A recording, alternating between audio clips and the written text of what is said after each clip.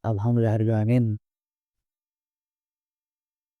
Baik ya, Akang teteh sekalian, alhamdulillah ya kita sudah mendengarkan, beberapa nasihat mengenai pernikahan yang bermakna, itu seperti apa dari Kang Arif. Akang teteh sudah menerima postcard-nya masing-masing? Sudah ya? Sudah dicatat juga pertanyaannya? Ya, silakan kalau ada yang mau bertanya lewat postcard boleh, kalau misalkan nanti mau nanya secara langsung juga boleh, kita siapkan 2 metode ya. Untuk namanya juga boleh nanti ditulis boleh enggak. Kalau sudah ditulis, pertanyaannya boleh dibantu sama, Akang teteh panitia untuk dikolektifkan. Ya, sambil dikumpulkan mungkin, Lukman minta tolong buat buat teteh yang, buat jamaah yang perempuan, duduknya boleh agak maju, karena kasihan ada jamaah akhwat yang baru datang di belakang, sempit duduknya. Jadi boleh agak maju duduknya, nggak apa-apa sambil ke depan juga, ya supaya lebih dekat sama guru kita juga. Ya silakan sambil dikumpulkan juga ya untuk postcard-nya. Ya, sambil dikumpulkan, postcard-nya sambil izin Lukman bacakan kesimpulan dari apa yang tadi sudah disampaikan oleh Kang Arif ya. Jadi pertama ternyata kita sama-sama ketahui bahwa saya ternyata dalam Islam itu persiapan itu harus dilakukan sebelum kewajiban gitu ya. Baik itu contoh tadi, persiapan sholat pada masa akil balik maupun persiapan pernikahan kita gitu ya. Terus juga tadi disampaikan mengenai, pernikahan itu sebenarnya Allah pengen memberikan kebahagiaan ke kita gitu ya. Cuman pertanyaannya apakah kita bisa mendapatkannya atau tidak, itu tergantung sama usaha yang kita lakukan. Terus tadi juga dikasih tips 4 prinsip aplikatif yang bisa kita terapkan gitu ya, dalam menjalani bahtera pernikahan. Pertama, sesudah menikah tidak ada lagi aku atau kamu, yang ada adalah kita. Yang kedua, jadikan agama sebagai panglima kita dalam pernikahan. Lalu yang ketiga, hargai dan pahami perbedaan dan peran agar kita tidak memandang pasangan kita jelek, cuman karena berbeda dengan kita. Lalu yang keempat, raihlah keberkahan, yaitu terus bertambah kebaikan kita masing-masing dari pasangan kita. Ya itu, apa yang tadi disampaikan dan pastinya Kakak Teteh juga masih banyak hal-hal yang penasaran pengen ditanyakan kepada, guru kita ya Kang Arif ya mengenai pernikahan yang bermakna. Jadi nanti kita akan sama-sama lihat di postcard. Boleh postcard-nya dikedepankan?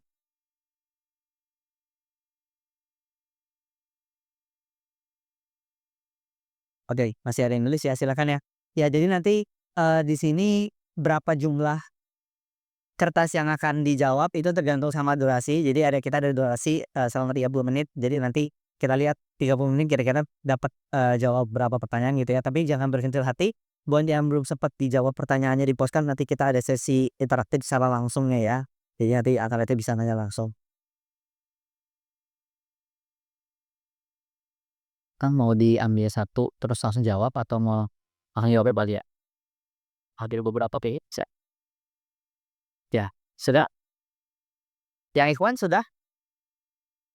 Boleh kalau sudah.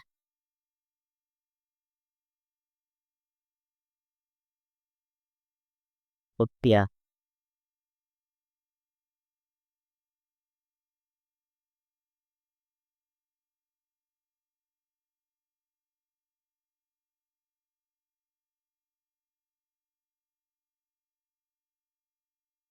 Siap. Terakhir sudah? Tidak ada, Ikhwan? Sudah semua ya? Oke.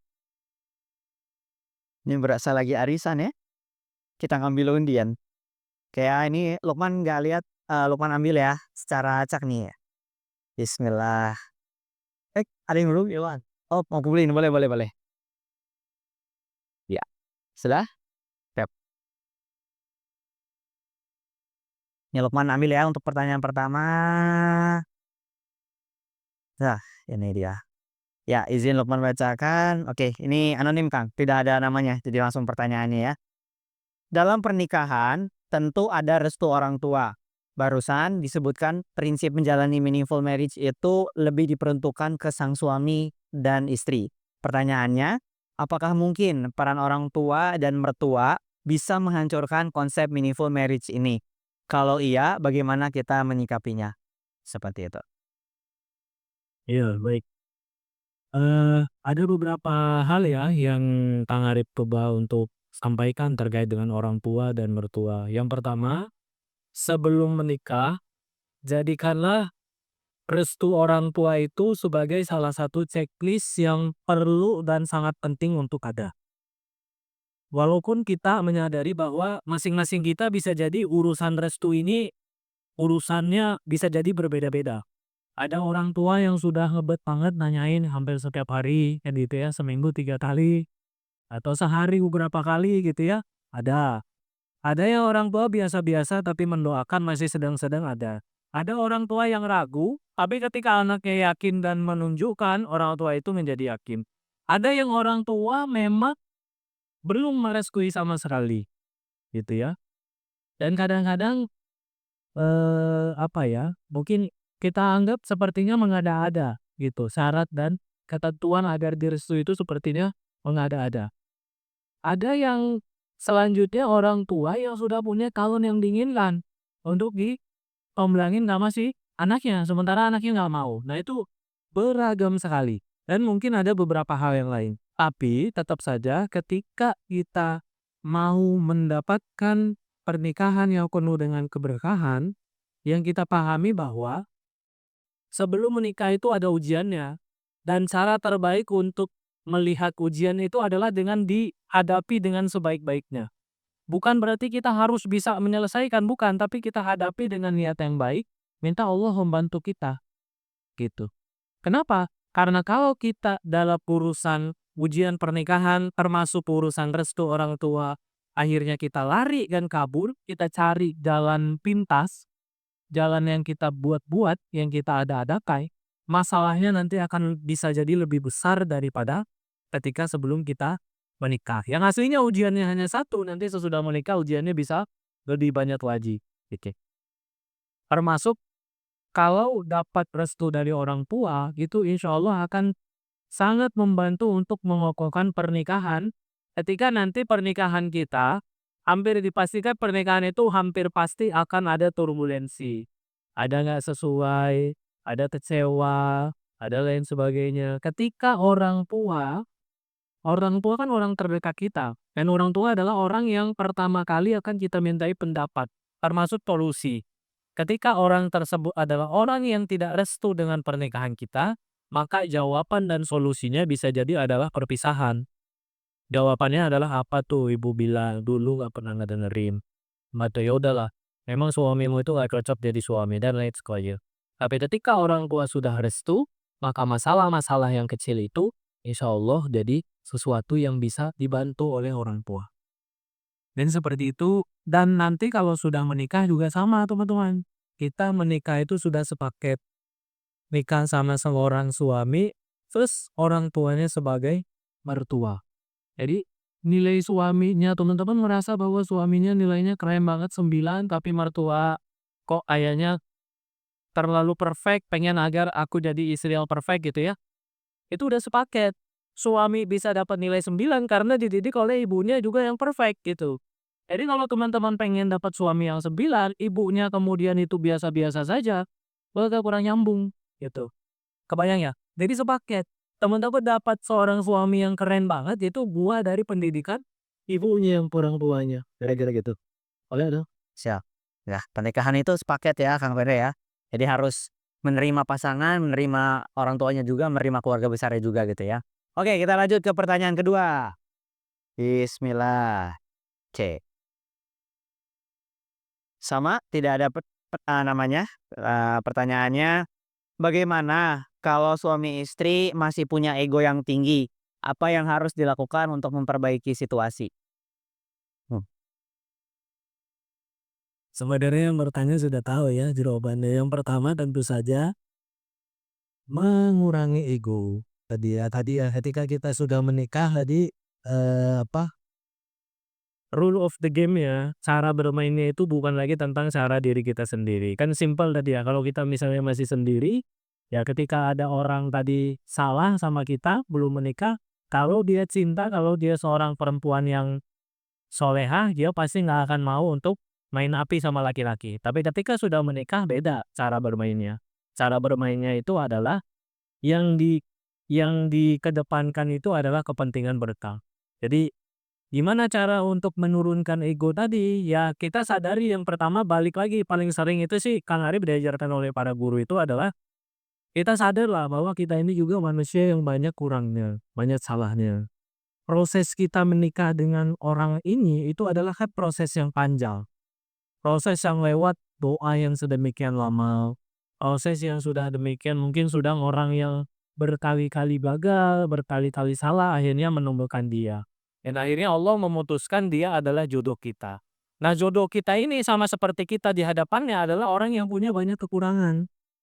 Itu orang yang banyak perbedaan, orang yang banyak, apa tadi, sesuatu yang membuat kita itu kecewa dan lain sebagainya. Tapi kuncinya, selama hal-hal yang prinsip itu tidak dia langgar, ya jadi kalau Kang Arif itu, dalam terkait dengan ego dan konflik ya, kita perlu juga merumuskan, apakah ini maksudnya bagian dari dosa besar dan prinsip, apakah ini dosa kecil, atau ini hanya karena perbedaan saja, gitu. Dan banyaknya biasanya ego itu bermain di perbedaan, nah, perbedaan.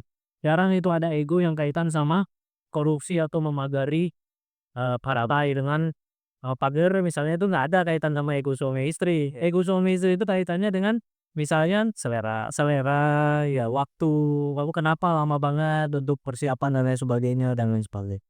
Siap siap siap.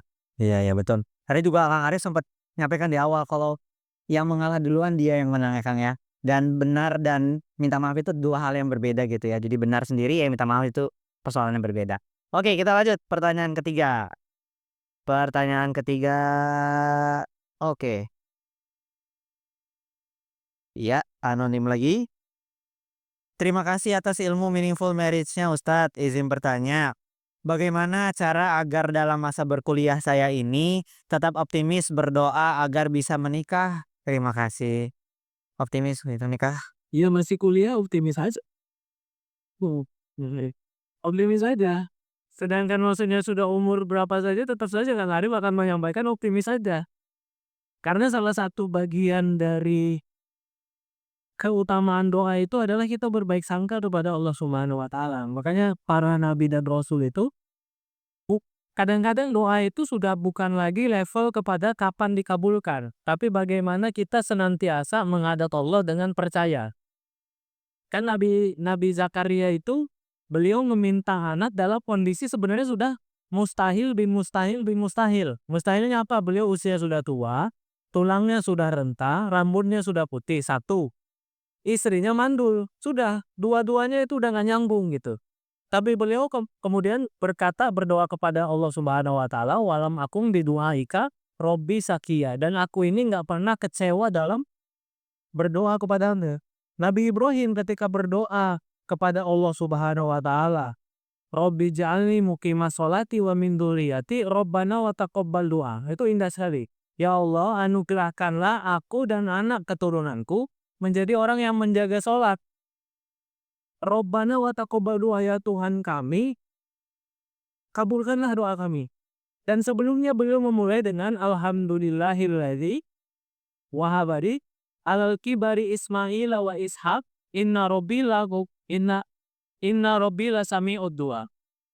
Segala puji alhamdulillahilladzi wahabali alal kibari, yang memberikanku di waktu tuaku dua orang anak namanya Ismail dan Ishak. Tuhanku selalu mengabulkan doaku. Baru habis itu minta kan, ya Allah, anugerahkanlah aku dan anak keturunanku sebagai orang yang menjaga sholat. Ya Allah, kabulkanlah doa kami. Jadi gimana cara kita berdoa? Doanya itu salah satu kaidahnya itu adalah yakin dalam berdoa. Dan kalau semakin lama doa kita itu sepertinya makin lama nih, kok lama nih dikabulkannya gitu ya. Kita punya keyakinan bahwa Allah sudah sedang mempersiapkan yang luar biasa.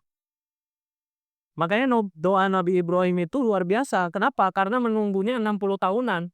Dikasihnya juga anak yang nggak dipunyai oleh orang tua yang lain. Namanya Nabi Ismail dan Nabi Ishak. Nabi Zakaria doanya itu sampai sampai lupa. Nabi Zakaria itu sudah sampai saking lamanya doa, itu sampai sudah tua akhirnya lupa. Kemudian ingat lagi ketika nanti melihat Maryam. Maryam dapat makanan dari Allah yang buah-buahannya itu udah lewat musimnya. Akhirnya Nabi Zakaria ingat bahwa ini dia minta kepada Allah yang nggak perlu sebab untuk mengabulkan doa. Nggak perlu lagi musim durian agar ada durian gitu. Kalau datang dari Allah, durian nggak musim durian bisa ada. Sudah tua, sudah renta, sudah rambutnya putih, istrinya mandul, nggak perlu alasan harus muda, harus tenaganya kuat, harus istri tidak mandul untuk jadi punya anak. Jadi sesuatu yang mustahil ketika kita bawa doa kepada Allah, itu menjadi kecil. Ya, terus seperti itu. Oh, siap siap siap, Ren. Nanti kepanjangan dapat Iya dibayar. iya. Tapi kan karena saya MC, saya punya prerogatif untuk nanya follow up feedback. Penasaran Kak, karena ini kondisi pertanyaannya sama seperti saya, aku kuliahan ya. Eee, di zaman sekarang kan media sosial tuh banyak informasi yang nggak pasti ya Kang ya, banyak kita kayak, dihadapkan dengan ya fakta-fakta kayak tuntutan sosial kayak, "Kalau kamu udah umur 27 nggak nikah-nikah?" Akhirnya ditanyain oleh lingkungan sekitar gitu, itu kan akhirnya kita udah yakin berdoa sama Allah, udah optimis sama Allah, tapi kan kadang lingkungan sekitar tuh membuat kita kayak overthinking gitu ya, mengenai pernikahan kita tuh sampai kapan gitu kan kewujudnya. Itu, solusi konkret untuk kayak membuat menenangkan hati kita, dikala mungkin lingkungan sekitar kita, tuntutan sosial, tuntutan zaman sekarang yang menikah tuh harusnya umur sekian, kalau telat tuh dianggapnya sebagai sesuatu yang buruk dan segala macam. Itu seperti apa tuh Kang untuk memberikan ketenangan di zaman sekarang yang tidak pasti sosial media seperti ini? Iya, kalau Kang Arif itu selalu seperti tadi Nabi Zakaria ya, ketika ada satu hal dalam kehidupan kita, itu sebenarnya kita sisi positif memandangnya bukan kebetulan. Itu adalah cara Allah untuk kita mengingatkan, dan itu tujuannya kebaikan. Contoh tadi, Nabi Zakaria itu kan sudah lupa, beliau udah lupa karena udah banyak urusannya tentang dakwah, lupa untuk berdoa. Tapi ketika beliau ngurusin, karena itu keponakannya ngurusin Maryam ngecek gitu kan di Masjidil Aqsa, melihat bahwa Maryam ini setiap hari dapat anugerah buah-buahan dan hidangan dari Allah Subhanahu wa taala. Dan salah satunya adalah ternyata buah-buahan tersebut itu sudah nggak musim lagi. Akhirnya tersadarkan. Nah, para ulama menyampaikan bahwa segala sesuatu kalau namanya kebaikan, dalam kehidupan kita itu tidak ada yang kebetulan. Semuanya datangnya dari Allah. Nah, sekarang kalau misalnya ada obrolan orang, kita pikirin saja kira-kira itu baik atau enggak untuk kita. Kalau baik datangnya dari Allah, berarti Allah ingin mengingatkan kita, mungkin kamu sudah terlalu, bukan terlalu lama sendiri ya, terlalu lama sudah mikirin kuliah kamu saja.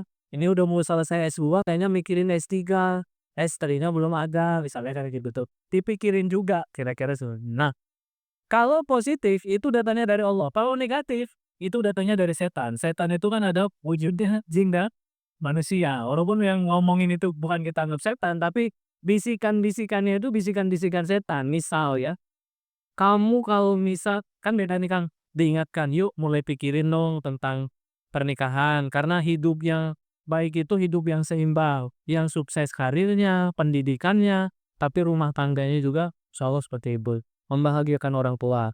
Itu positif, itu kita anggap datangnya dari Allah, kebaikan itu diingatkan. Kalau sudah mulai ada justifikasi, wanita itu hati-hati loh, wanita itu kalau umurnya sudah 35 itu sudah perawat tua, nggak ada lagi yang mau, nanti nggak bisa punya anak. Nggak ada. No, hal yang seperti itu was-was dari setan. Karena ketika sudah membuat kita putus asa, itu tugasnya setan untuk membuat kita putus asa dari rahmat Allah Subhanahu. Tapi kalau dia menyemangati, sifatnya mengingatkan, yuk sudah umur 35, kamu kenceng lagi doanya. Mungkin inilah momen-momen mau Ramadan saat Allah itu sangat mendengarkan dan melihat apa yang jadi doa. Nah, kalau itu positif, kalau itu baik dan ditanggung sebagai pengingat atau hidayah dari Allah. Ini tuh Kak, mohon ini sih. Siap siap siap siap siap. Oke, lanjut kita ke pertanyaan keempat. Siap, waduh jatuh.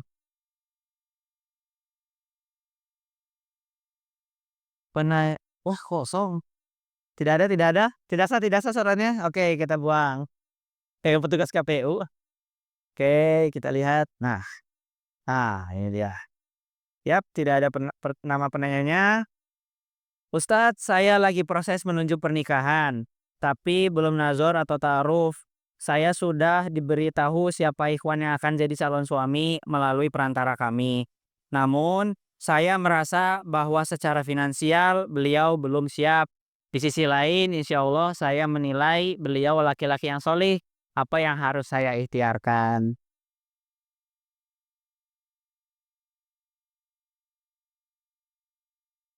Ikhtiarnya sebenarnya seorang wanita ataupun laki-laki sebelum menikah itu ikhtiarnya itu adalah lebih kepada mencari tahu secara mendalam Kalau tadi ada hal yang meragukan dari finansial, berarti cari tahu lebih mendalam tentang hal tersebut. Makanya kan tadi belum taruh sebenarnya ya, belum taruh. Siapa tahu Iwannya pekerjaannya masih nyari-nyari, tapi sebenarnya dari orang tuanya sudah diberikan 100 pintu kontrakan misalnya. Itu kan belum tahu itu, kabar-kabar yang lain kan kita belum tahu kan gitu ya. Makanya hal itu perlu dikonfirmasi. Kemudian yang kedua, nah ini, agak tricky juga ya bagi teman-teman yang wanita dan juga yang laki-laki. Tugas kita laki-laki, Kang Arif selalu menyampaikan bahwa kalau kita mau nikah tugasnya adalah punya penghasilan, punya pekerjaan atau punya usaha, punya profesi yang menghasilkan membuat kita mandiri. Dan itu bisa kita share juga sebagai nafkah bagi istri dan anak-anak. Cukup sampai situ. Tidak perlu menjadi orang lain agar bisa apa membuat calon istri atau calon mertua menjadi kagum sama kita. Karena itu sesuatu yang tidak bisa dipaksakan. Tuh. Dan itu sangat tergantung nanti kan ada makanya nanti ada konsep sepupu. Nah, tugas istri, calon istri sebelum menikah, dia perlu mempertimbangkan 2 hal. Yang pertama adalah kemampuan dari calon suaminya, dalam hal ini nafkah. Kalau dia bekerja, kira-kira gajinya range-nya berapa, kalau dia usaha atau profesi kira-kira intinya penghasilannya berapa, kemampuan nafkahnya seperti apa. Dan laki-laki ini nggak ada kaitan dengan kesolehan atau keimanan seorang wanita. Karena seorang wanita dalam konsep Islam dia berhak untuk mempertimbangkan sepupu dari sisi finansial. Kenapa? Karena nanti sudah menikah, seorang wanita tugasnya adalah qanaah, menerima berapapun yang diberikan oleh suaminya sesuai kemampuan terbaik suaminya. Nah, poin yang kedua nih yang agak tricky dan teman-teman perlu nanti pertimbangkan adalah bahwa suami tidak hanya dinilai dari kemampuannya yang sekarang, tapi potensinya untuk maju berkembang di masa yang akan datang. Maka lihatlah seorang laki-laki itu dari bukan hanya nafkahnya sekarang, tapi semangat etos kerjanya, semangatnya bertumbuh, semangatnya mengambil pendidikan lagi, semangatnya untuk terus meningkatkan keahlian, punya visi yang jelas tentang kehidupannya. Hal-hal tersebut itu perlu dipertimbangkan. Kenapa? Karena nikah umumnya, nikah yang baik adalah yang ada momen-momen perjuangan. Kalau nikah itu semuanya ada, teman-teman nggak akan ada momen yang benar-benar nanti akhirnya teman-teman ketika ada ombak atau turbulensi, teman-teman nggak akan punya pegangan yang kuat bahwa saya sudah lewat gini sama dia. Hanya kalau teman-teman ingat ya, Rasulullah ketika Aisyah protes, kenapa sih masih ingat-ingat Khadijah? Rasulullah itu dengan sangat yakin ingat momen tersulit. Khadijah adalah yang beriman ketika orang-orang mendustakan. Dia adalah membenarkan ketika orang-orang mendustakan, beriman ketika orang belum beriman, membenarkan ketika orang-orang mendustakan, menyerahkan seluruh hartanya ketika orang-orang menahan hartanya. Ini bukan momen ketika Rasulullah lagi di atas. Momen saat lagi di bawah. Jadi jangan terlalu takut juga nih ahwat kalau misalnya ilmuannya itu ternyata nggak sesuai spek banget teman-teman. Ibaratnya pernikahan itu sudah sangat nyaman dari awal. Tapi kalaupun dia misalnya teman-teman harus berjuang, harus nurunin standar, pastikan dia adalah laki-laki yang punya etos kerja tinggi, punya growth mindset yang bagus, punya visi hidup yang jelas, dan cek dari portofolionya memang orang ini insya Allah orang yang jujur dan mau berkembang. Mudah-mudahan bisa sebenarnya. Masya Allah ya. Ya, tadi satu ikhtiarnya harus cari tahu dulu soal latar belakang dan kehidupan pasangan kita, terus usahakan, laki-laki dan perempuan punya pekerjaan yang setidaknya bisa menghasilkan untuk, pasangan dan anak gitu ya, nggak harus bikin kagum mertua. Terus, nilainya juga jangan hanya yang sekarang, tapi nilai juga potensi di masa depannya, seperti apa perkembangan dari calon pasangan kita gitu ya, luar biasa sekali. Oke, masih ada waktu, kita lanjut ke penanya ke-5.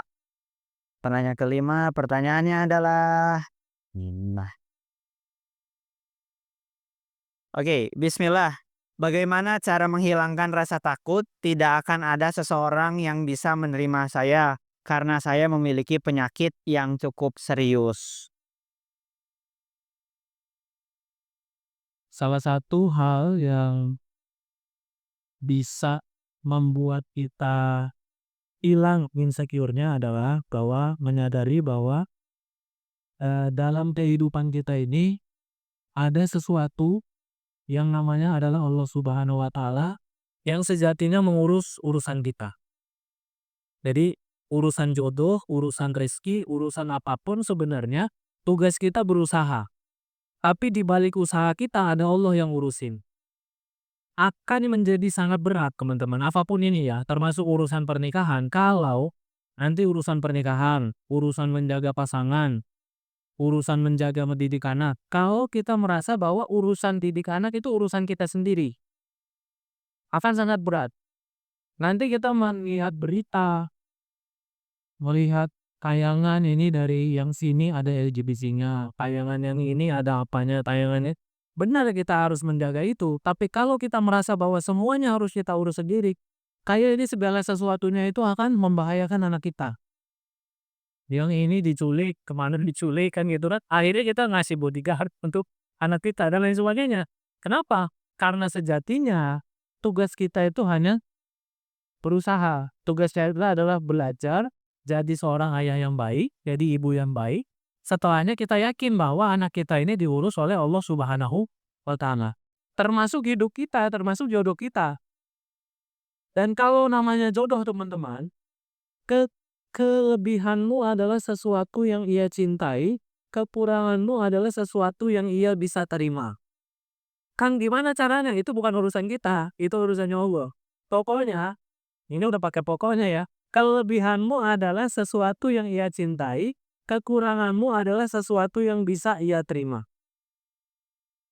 Kang, tapi saya mandul, nanti akan ketemu dengan seorang suami yang nggak masalah kalau istrinya itu mandul. Misalnya suaminya juga usianya sudah, atau suaminya juga mandul, atau suaminya sudah pernah punya anak.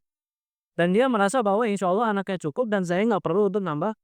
Tokonya nanti akan ketemu dengan orang yang bisa menerima kekurangan. Bahkan kadang-kadang kan yang indahnya dalam jodoh ini, kekuranganmu adalah sesuatu yang bisa jadi dicari oleh jodohmu. Iya, dulu ada namanya Jabir bin Abdullah. Beliau itu sengaja mencari seorang wanita yang usianya sudah sangat dewasa dan sudah menjadi janda. Ini kan aneh. Coba Kang Arif tanya sama perempuan. Usianya sudah sangat tua itu kekurangan atau kelebihan kalau nyari suami? Kekurangan ya. Kelebihan usia, kekurangan dalam cari jodoh kan gitu ya. Kekurangan. Yang sudah pernah menjanda itu kelebihan atau kekurangan?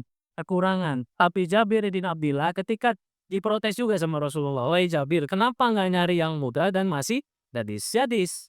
Kata Jabir bin Abdullah, "Wahai Rasulullah, saya punya beberapa adik yang masih gadis.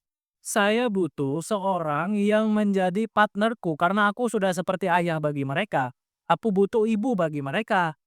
Aku butuh yang usianya jauh dari mereka, berarti usianya jauh dariku juga, dari yang sudah pernah berumah tangga, artinya pernah mengurus anak dan segala macam."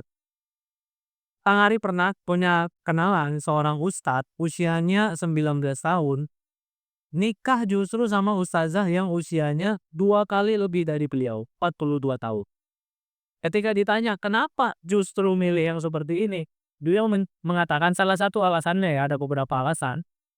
Ini dua-duanya ustazah hafiz Quran sama ahli Quran. Salah satu alasannya adalah saya ingin mencari seorang istri yang sangat bisa menjaga kesucian dirinya. Kalau sama anak-anak gadis yang baru 1-2 tahun menjaga kesucian diri, mereka belum teruji istiqomahnya.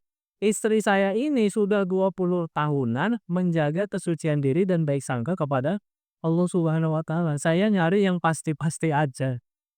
Bisa nggak kita cerdas? Susah kan, saya itu sampai sekarang masih bingung kenapa ada laki-laki seorang ustadz cara berpikirnya seperti itu. Tapi kekuranganmu akan bisa diterima oleh jodohmu.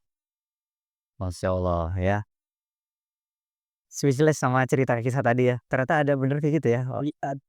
Oke, masih ada waktu tapi ini kemungkinan jadi penanya terakhir untuk yang metode ini. Jadi boleh nanti habis ini akan saya persiapkan yang mau bertanya secara langsung ya. Ya. Oke, oh ini.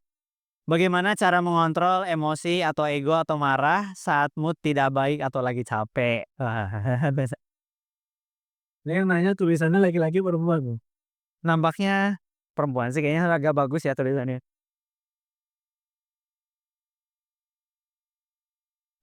Nanti kalau sudah menikah, hal yang banyak membuat senggol bacok ya. Nah, senggol bacok itu adalah hal-hal yang kaitannya tadi bukan dosa besar dan bukan dosa kecil. Biasanya adalah karena perbedaan, biasanya adalah karena preferensi terhadap sesuatu. Sehingga nanti setan akan membuat kita itu berburuk sangka kepada pasangan kita. Contoh misalnya gini, seorang perempuan yang dari kecil dididik dari keluarga yang sangat pembersih, dia setiap selesai makan itu harus benar-benar bersih tuh. Mejanya, piring harus dibersihin gitu ya. Meja makanan semuanya harus dikumpulkan lagi ke tempatnya atau dirapikan kemudian ditutup pakai tudung saji dan segala macam. Pertanyaan Kang Arif itu kaitan dosa sama pahala halal haram nggak? Nggak. Nikah sama seorang suami yang terbiasa hidup di asrama dan segala macam, sibuk banget gitu ya. Jadi dia tumpuk aja tuh piring. Bukan nggak dicuci, dicuci tapi malam nanti sebelum tidur. Jadi kalau hari ini dia sarapan, makan siang, makan malam, dia tumpuk nanti nyucinya itu dimakan malam. Ini kan bikin kesal sama istri yang mau pembersih banget gitu. Dia kalau yang orang pembersih banget ada noda dikit aja itu udah kayak durian menusuk di daging kan bagi teman-teman kan, ya kan. Ini ketemu sama suami yang ditumpukin tuh, piring-piring kotor itu ditumpuk, nggak tahu padahal sebenarnya dia nggak ada kerjaan, tapi memang sudah biasa saja. Nah, ini kemungkinan besar itu akan jadi prasangka-prasangka terus tuh. Maka, jangan pas lagi marah ngobrolnya, ketika lagi tenang diobrolin, "Saya latar belakang sini, nyamannya seperti ini." Kata suami, "Saya juga nyaman sebenarnya kalau misalnya bersih, yang nggak nyaman kalau saya ngebersihin." Mau nggak kamu yang yang nyuci? Kamu nyucinya pagi habis sarapan dan makan siang, makan malam gantian aku. Win-win kan? Makan malam dia nyuciin piring istrinya, pagi dan siang yang nyuciin adalah suaminya. Oke, ya udah tuh Pak. Bikin nanti akan berkurang tuh hal-hal yang seperti itu. Jadi yang pertama itu sebelum meredam emosi dan marah kita perlu menturus dulu biasanya di awal-awal pernikahan itu apa yang bikin kita senggol bacok sama pasangan, dan itu kaitannya sama hal-hal yang kecil-kecil kayak tadi. Suami itu biasa nih, istri itu sangat benci dengan suami yang naruh handuk basah di atas kasur. Nah, kalau itu memang sangat mengganggu teman-teman, maka bikinlah satu kesepakatan agar handuk basah itu tidak di atas kasur. Misalnya di samping kasur itu dibikin aja gantungan, misalnya ya. Seperti apa? Karena biasanya bisa jadi seorang suami itu terbiasa ketika dia di asrama, kuliah dan segala macam itu, gantungan dengan lemarinya lebih banyak pakaian di gantungannya. Sehingga nggak cukup lagi gantungan untuk handuk karena sudah penuh dengan pakaian itu kan. Maka handuk itu adanya space kosong di kasur, kan itu biasa laki-laki. Nah, ini tergantung kalau itu teman-teman merasa itu adalah hal yang sangat penting, bicarakan, sepakati, cari win-win ketika lagi biasa-biasa. Nah, kalau sudah terlanjur nih ya, kalau sudah terlanjur akhirnya mau marah atau apa, ya standar dalam Islam kalau misalnya biasanya kan gini ya teman-teman, kalau lagi marah biasanya, mudah-mudahan nggak dua-duanya dalam keadaan marah. Kalau hal-hal yang sifatnya tadi yang kecil-kecil ya, kecuali dosa besar apa itu, marahnya pasti akan sangat besar. Kalau kecil-kecil, ketika salah satu pihak nggak marah, satu jadi api, satu jadi air. Karena dua-dua jadi air. Ya, satu yang lagi nggak marah itu diem. Nah, orang marah, saya pernah lihat di TED Heads atau mana ya, cara cara menyikapi orang marah itu kan orang marah, yang satu diem. Kalau dia menjawab atau defense atau apa, itu akan nambah apinya. Salah satu itu diem, gitu. Kalau kalau bisa wudu kan itu ya diajarkan dan lain-lain. Intinya satu jadi api, satunya itu diem, jadi air. Tapi kuncinya selain momen marahnya itu adalah momen untuk mencari, solusi win-win setelah ketika keadaan sedang membaik. Heeh. Cari titik tengahnya ya sama ya. Tuh, siap siap. Oke. Ya, baik untuk, metode interaktif melalui kertas ini sudah habis waktunya. Jadi kita sekarang langsung ke penanya langsung. Yang mau bertanya secara lisan, nanti boleh, cungkan tangannya aja nanti akan saya antarkan mic-nya. Silakan, Teteh. Nah. Tadi saya melihat melalui panca indera keenam saya sebelah sana duluan. Jadi izin ya Kang, saya antar mic dulu ke sana. Itu ada tuh, mic-nya ada dari nol. Siap. Nanti boleh Teteh, perkenalan dulu asalnya dari mana, terus langsung ke pertanyaannya ya.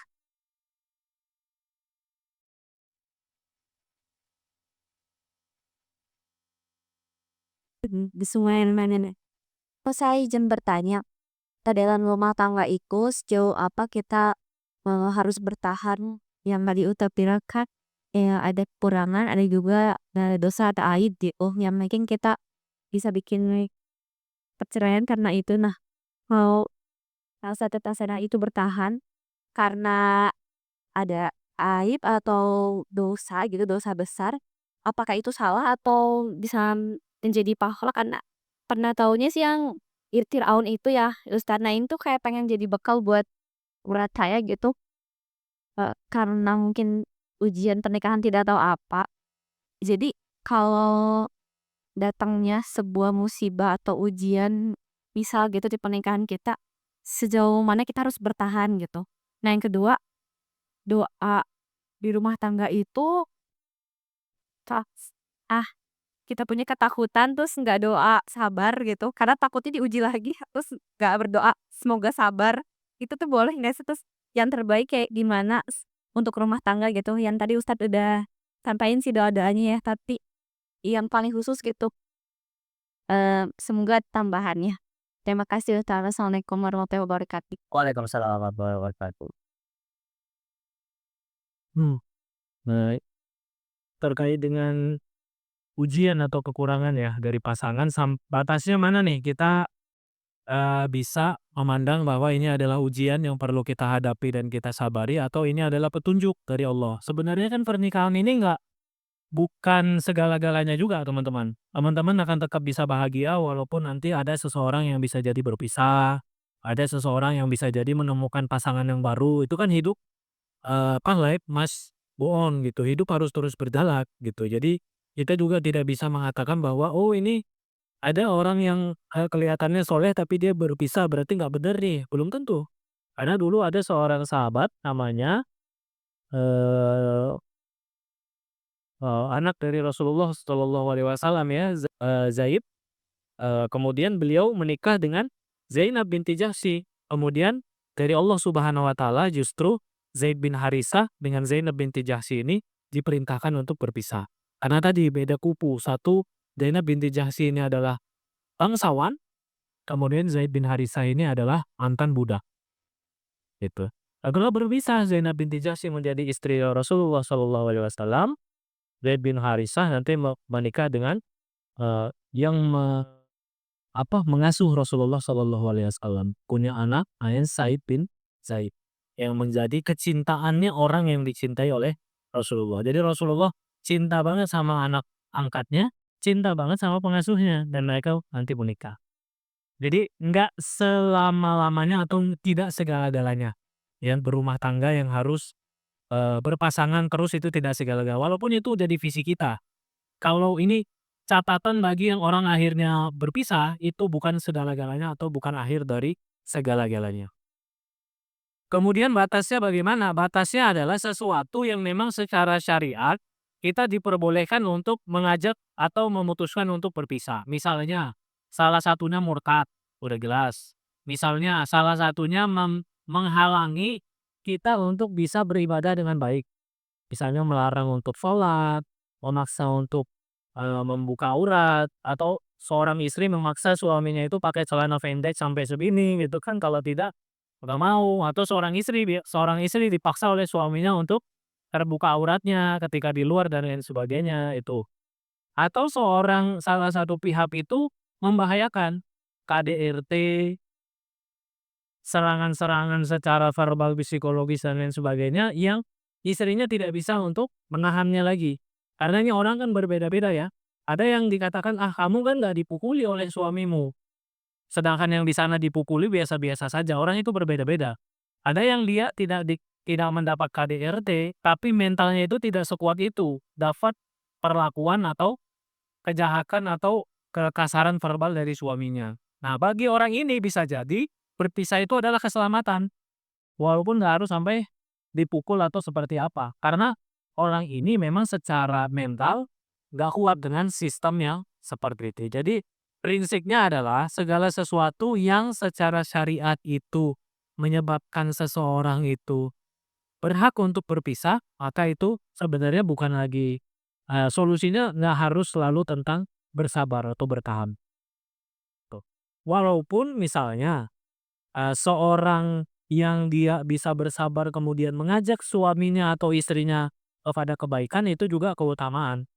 Misalnya seorang suami sangat emosional kemudian pernah memukul sekali dua kali. Kemudian istrinya bersabar dan suaminya itu mau untuk berubah, itu juga diperbolehkan. Jadi gak harus solusinya misalnya pernah salah kemudian harus pisah, nggak harus juga seperti itu. Jadi dikembalikan. Tapi kalau orangnya terus pernah memukul, kemudian istrinya itu sudah ngadu kepada orang tuanya, kemudian didamaikan, memukul lagi, itu jawabannya justru berpisah gitu. Jangan bertahan dengan hal yang seperti itu. Sama kan seorang suami bisa jadi yang dia pernah ketahuan, misalnya seorang suami yang pernah ketahuan nonton bioskop sama mantannya. Itu kan sebenarnya alasan yang kuat juga untuk mengatakan itu selingkuh dan sebagainya. Tapi ketika istrinya bisa memaafkan dan hal tersebut memang terbukti suaminya itu tidak mengulanginya lagi sampai seterusnya, berpisah itu bukan satu-satunya solusi. Bukan Kang Arif bilang bukan solusi ya, bukan satu-satunya solusi. Boleh dia memilih berpisah, boleh dia memilih bertahan sambil memperjuangkan. Tapi kalau misalnya sudah berzina berulang kali, itu solusinya berpisah, bukan bertahan lagi. Gitu. Sudah. Kan ada yang kadang-kadang ya di zaman sekarang itu kenapa artis ini memutuskan berpisah sama suaminya. Lihat dong, istri yang lain, dia sabar menemani suaminya di penjara. Walaupun suaminya pecandu narkoba. Oh tidak, pecandu narkoba itu bukan untuk ditemani. Orang yang terus-terusan berulang mencandu narkoba bukan untuk ditemani. Nggak ada lagi romantisme untuk hal-hal yang sifatnya sudah seperti itu. Itu orang yang sudah memukuli istrinya berulang kali, misalnya kasus yang lain, itu bukan untuk ditemani. Itu kita justru menyelamatkan diri karena keselamatan kita dan anak-anak itu adalah lebih utama daripada hal tersebut. Kemudian tadi doa ya, doa gimana? Saya nggak mau doa sabar deh, takut diuji gitu ya. Tapi kira-kira kan tuh. Nah, teman-teman kita diajarkan sebenarnya bukan doa yang spesifik terkait dengan apa? Dengan pernikahan saja. Kita diajarkan oleh Rasulullah SAW untuk berdoa fokus kepada hal-hal yang terbaik yang bisa kita dapatkan dari Allah Subhanahu wa Ta'ala. Kalau doa minta surga, sabda Rasulullah, mintalah doa surga yang tertinggi, surga Firdaus. Pertanyaannya, surga Firdaus itu kan berarti kita, tanda petik, ketika minta surga Firdaus, berarti kan secara tidak langsung kita minta agar kita jadi orang yang rajin ibadah. Rajin ibadah itu kan lumayan berat kan sebenarnya ya, bagian kita. Berarti kita adalah orang yang sabar dengan ujian. Tuh, berarti kita orang yang banyak sedekah, mengeluarkan dan segala macam. Belum sendirian. Laptop kita. Nah, fokuslah kalau berdoa sesulit apapun segalau apapun, se-insecure apapun teman-teman kita dengan berita-berita di luar, kalau akhirnya menyebabkan kita takut berdoa atau doa kita nggak fokus lagi dengan hal-hal terbaik, itu hampir dipastikan dari setan. Setan itu akan membuat untuk doa saja kita akhirnya takut.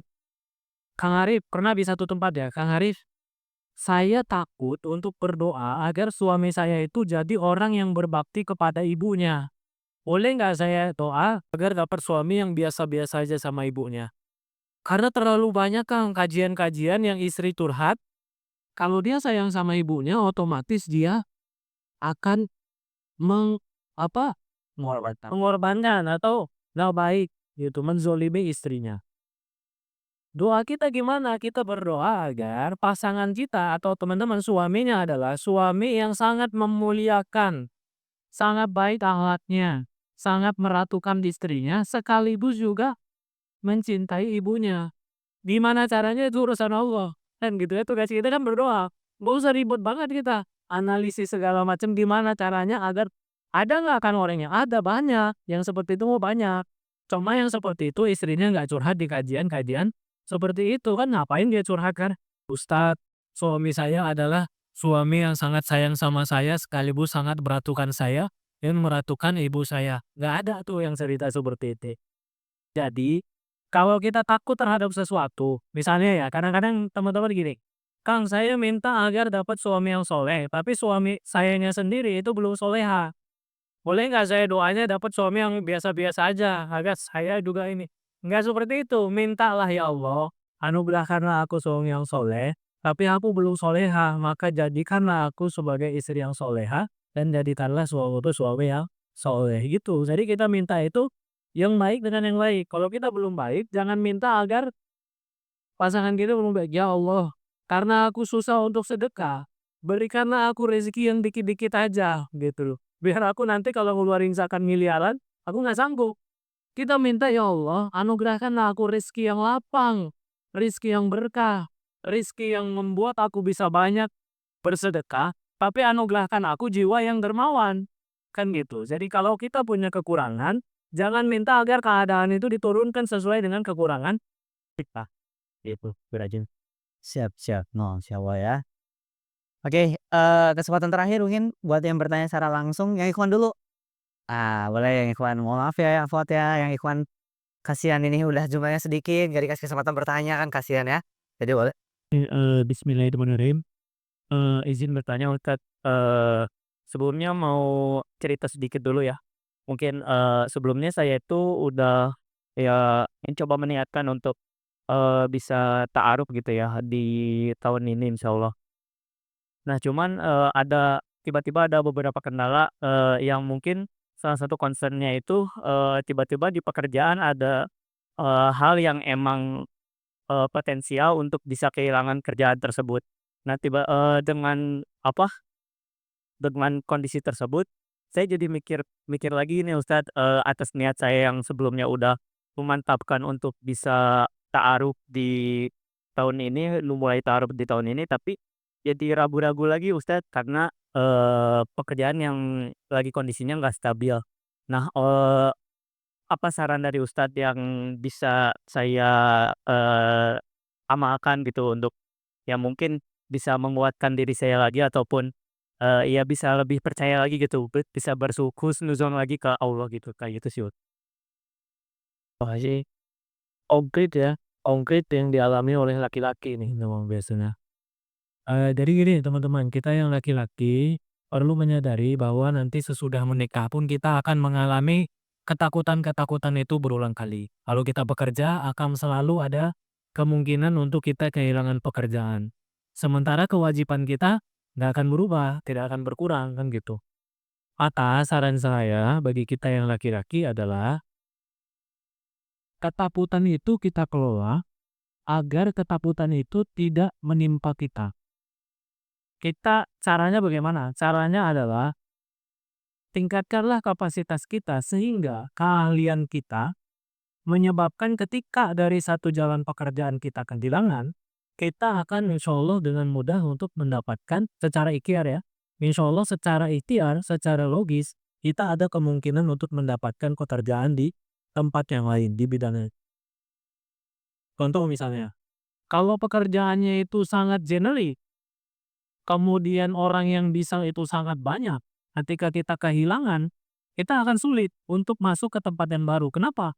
Karena orang yang sudah mengisi posnya akan selalu ada, dan orang yang mau untuk masuk juga akan selalu banyak. Tapi ketika kita nanti meningkatkan keahlian sampai di titik tertentu, sehingga kita akhirnya, oke saya di titik ini kehilangan, tapi masih ada alternatif-alternatif lain, tempat-tempat lain, itu bisa. Jadi setidaknya Kang, dan ini positif sebenarnya ya, karena lebih baik sekarang pusingnya daripada nanti baru sadar ketika sudah umur 40, 50 akhirnya itu sudah apa, cukup berat kalau sudah jadi tingkatkan keahlian, kemudian, petakan tempat-tempat kita bisa mencari alternatif.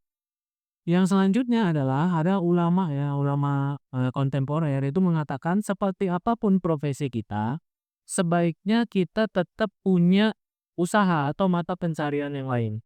Itu. Jadi misalnya apakah kita dari sana kita menabung, kemudian kita masukkan instrumen keuangan syariah, atau kita menabung sehingga kita misalnya masukkan ke dalam bisnis, atau seperti apa sehingga kita punya instrumen-instrumen yang tadi. Nah, kalau itu sudah berjalan, mudah-mudahan walaupun belum 100% ya, Kang, ya. Artinya ini saya baru mulai coba nih menyisihkan uang untuk masuk ke instrumen syariah atau mulai menyisihkan untuk ikut join sama pengembangan bisnis teman saya misalnya. Bukan teman bisnis yang baru ya, bisnis yang sudah open tapi ingin berkembang. Kita masuk di cabangnya atau apa. Ketika ikut terus jadi, kita ketika nanti taruh bisa akan menyampaikan, "Saya bekerja, tapi kondisi dunia pekerjaan akan seperti ini, tapi insya Allah saya juga sudah menyiapkan hal-hal seperti ini." Apakah nanti lantas ketika terjadi kejadian seperti itu hidup akan baik-baik saja? Tidak. Bisa jadi akan turbulensi dan segala macam, tapi kabar baiknya adalah momen-momen itu biasanya momen-momen yang menguatkan.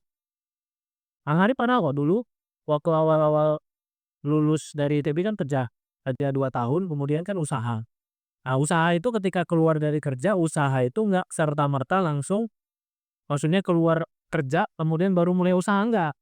Tapi sambil bekerja, sambil pagi sebelum kerja, di tengah istirahat dan malamnya sampai jam 11 mungkin itu ngurus usaha.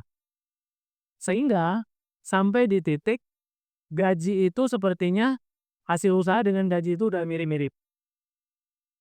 Itu saja setelah keluar, kan namanya usaha itu kan nggak selalu di atas ya, kadang di bawah dan segala. Ada masa momen ketika sangat sulit, istri itu sangat sabar dan selalu mensupport. Nah, itulah momen seorang suami itu benar-benar cinta sama istrinya. Itulah momen ketika kita nanti sudah di atas, ketika ekonomi sudah sangat membaik, ketika mungkin kita sudah di posisi sangat baik, ada potensi-potensi untuk kita merasa bahwa melihat istri kita ada kekurangan dan lain sebagainya, kita akan ingat bahwa dia adalah satu-satunya orang yang percaya sama saya ketika nggak ada yang percaya sama saya. Momen dari cerita Rasulullah tadi kan, dia yang membenarkan ketika orang nggak ada yang percaya, dia yang support ketika nggak ada yang support dan lain sebagainya. Gitu kan. Jadi kalaupun diuji, insya Allah ujian itu baik-baik saja. Jadi jangan terlalu. Yang penting kita sudah menyiapkan tadi alternatif. Ya, untuk gitu dong. Bisa ya. Yap. Ya semoga bisa dipertimbangkan mana proyek, mana taruhnya ya, jadinya bisa dapat pencerahan gitu ya, Kang, ya. Luar biasa. Oke. Oke, alhamdulillah, Kang Teteh sekalian untuk metode interaktif kita sudah habis durasinya.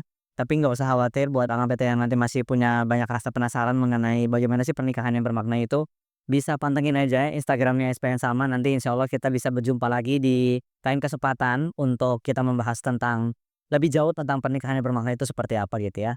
Dan sebelum kita benar-benar mengakhiri dari pertemuan kita pada siang hari ini, pagi menuju siang, kita sama-sama dengarkan dulu closing statement kesimpulan dari apa yang kita bahas, dari jam 9 sampai jam 11 ini, yang akan disampaikan oleh Kang Arif. Maka Kang. Iya. Baik ya, ini sebagai kesimpulan dan penguat saja, teman-teman. Tadi Kang Arif menyampaikan bahwa ada 4 hal yang insya Allah menjadi jalan kita mendapatkan pernikahan yang bermakna. Yang pertama adalah jadikan rumah tangga sebagai satu tim, satu perahu, satu tujuan bersama. Yang kedua, jadikan agama sebagai panglima. Yang ketiga, hargai dan pahami perbedaan dengan pasangan. Yang keempat, jadikan pernikahan sarana untuk mencapai keberkahan. Dan salah satu hal yang paling jelas dari keberkahan adalah ziyadatul khair, bertambah kebaikan demi kebaikan. Mudah-mudahan dengan 4 hal ini, satu tim, satu perahu, satu tujuan bersama, agama sebagai panglima, hargai, pahami perbedaan, dan keberkahan sebagai tujuan, mudah-mudahan insya Allah semuanya akan mendapatkan pernikahan yang penuh dengan kebaikan, pernikahan yang bermakna. Demikian, terima kasih. Wassalamualaikum warahmatullahi wabarakatuh. Waalaikumsalam warahmatullahi wabarakatuh. Alhamdulillah luar biasa ya, Akang Teteh sekalian. Ya ini Lukman juga ada kabar baik, buat Akang Teteh. buat Akang Teteh yang sudah menuliskan insight materinya dari, apa yang tadi disampaikan oleh Kang Ari gitu ya, boleh banget nanti di-share, dibagikan ke Instagram masing-masing, insight yang didapatkan hari ini. Karena nanti bagi 2 jamaah yang insight-nya paling menarik nanti akan mendapatkan apresiasi e-money sebesar 30.000. Jadi silakan Teteh boleh upload insight, yang didapatkan hari ini ke Instagram-nya masing-masing dan nanti, di-tag juga ya, tag-nya itu ke 4 akun. Nah, ini akunnya apa aja? Akunnya pertama ada akun SPN Salman ITB, lalu akun Bidang Dakwah Salman ITB, biddakwah.salman ITB, lalu akun Salman ITB dan akunnya Kang Arif. Nah, Kang Arif akunnya di arifrahman.lubis. Jadi buat akang teteh yang tertarik buat dapetin apresiasinya, boleh nanti di-upload insight-nya di Instagram masing-masing dan jangan lupa untuk tag ke-4 akun Instagram tadi gitu ya. Nanti akan diumumkan lebih lanjut siapa yang insight-nya paling menarik untuk mendapatkan apresiasi lebih. Baik, akang teteh sekalian, alhamdulillah kita sudah di penghujung kegiatan kita pada siang hari ini. Semoga kita bisa sama-sama mendapatkan banyak hikmah, banyak pembelajaran dari pertemuan kita pada pagi hari ini. Pernikahan dalam Islam bukan sekedar menyatukan 2 hati, tetapi juga menyatukan 2 jiwa dalam ibadah kepada Allah. Ia adalah perjanjian suci yang dilandasi cinta, sakinah, mawaddah, dan warahmah. Bukan tentang mencari yang sempurna, tetapi tentang saling melengkapi dalam kekurangan. Bukan hanya tentang kebahagiaan dunia, tetapi juga perjalanan menuju surga bersama. Karena sejatinya, pasangan yang terbaik adalah yang saling menuntun dalam kebaikan dan mendekatkan diri kepada Allah Subhanahu wa taala. Baik, saya Lukman Faris Ar-Rasyid selaku Master of Ceremony, mohon maaf apabila ada salah kata, salah perbuatan dari saya, kesempurnaan hanya datang dari Allah Subhanahu wa taala. Sekali lagi kami ucapkan terima kasih kepada akang teteh yang sudah hadir di Majelis Salman ITB. Jangan bosan-bosan untuk main ke sini dan kita bisa berjumpa silaturahmi di lain kesempatan. Terima kasih atas perhatiannya. Wassalamualaikum warahmatullahi wabarakatuh. Wah, aku berarti majelis sebelum astagfirullah kabaratu majelis dulu Kang Teteh. Astagfirullah baru salam, mohon maaf ya. Kita tutup dengan doa kabaratu majelis. Subhanakallahumma wa bihamdika asyhadu an la ilaha illa anta astaghfiruka wa atubu ilaik. Istighfar sebaik-baiknya. Astagfirullahalazim, astagfirullahalazim, astagfirullahalazim. Dan sebelum dibubarkan, kita habis ini foto bersama dulu sama Kang Arif.